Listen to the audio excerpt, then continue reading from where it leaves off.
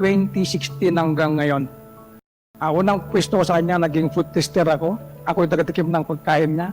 Lahat ng pagkain na pwede niyang kainin, ako yung tumitikim bago siya kumain. Then after that, 1 year ako naging food tester. Then after ng food tester ko, naging team leader ako sa kanya ng 2017 hanggang ngayon.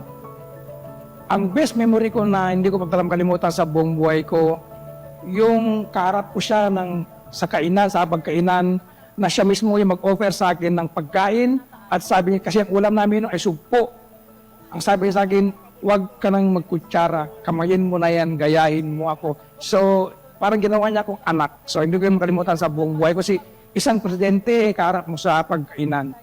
Sir, taos puso namin sasabihin sa Basic Military Training School Class 2001 Bravo, sa mga sa buhay, mga kaibigan ko at buong Pilipino, maligayang karawan sa iyo, Sir Mayor Rodrigo Roa Duterte. Sana manatiling maging malakas ka at maging healthy pa rin ang inyong pangatawan para marami pa ring taon na darating sa iyo na karawan.